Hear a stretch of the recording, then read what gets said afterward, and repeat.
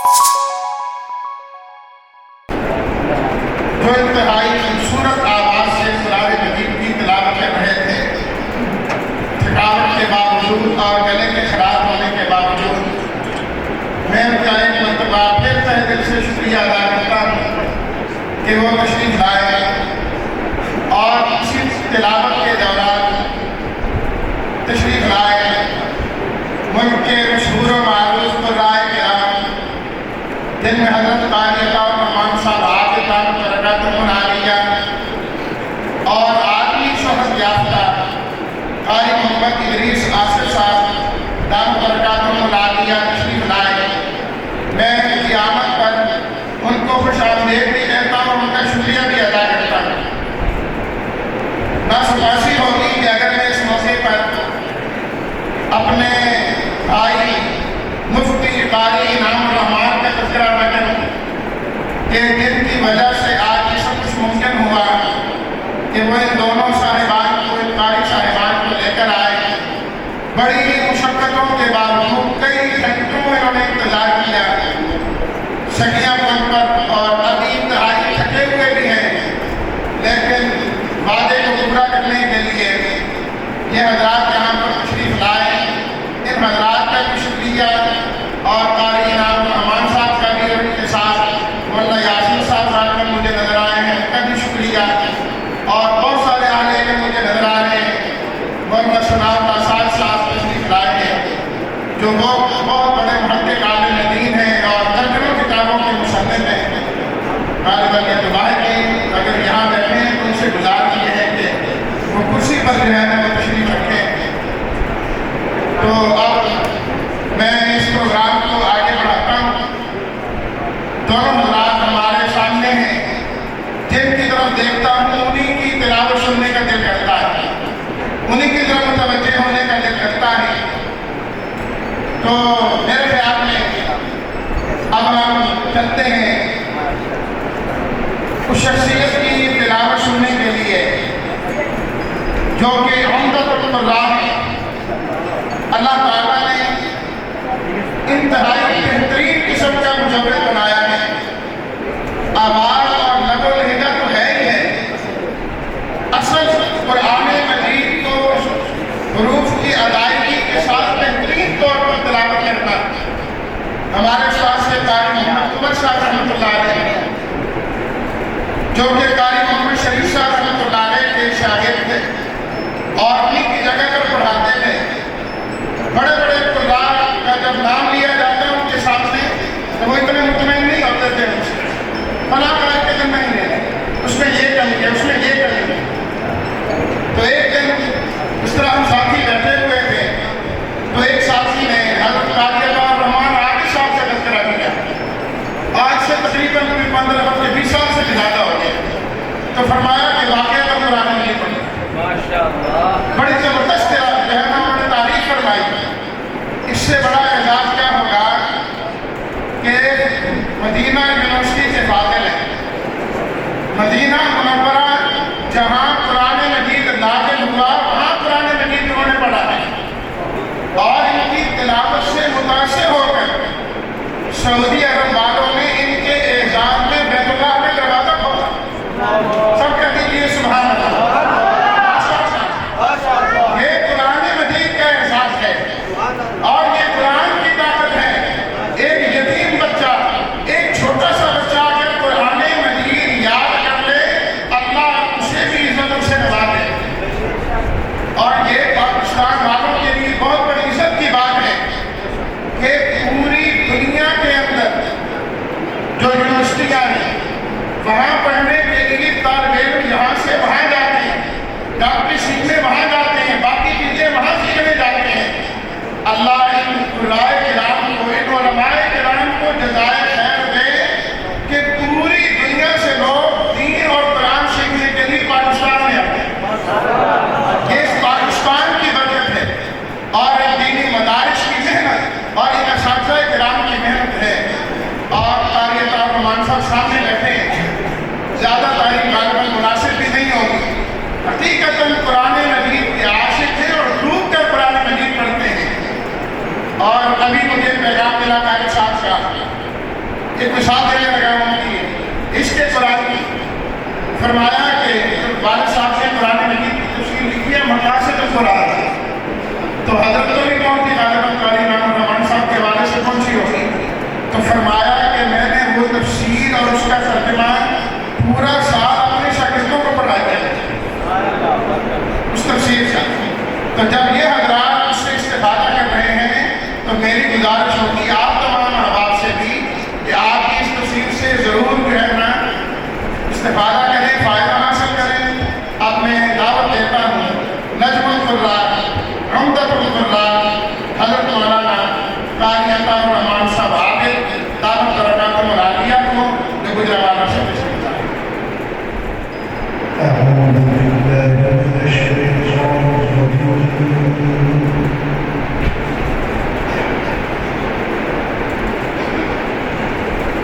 بسم الله الرحمن الرحيم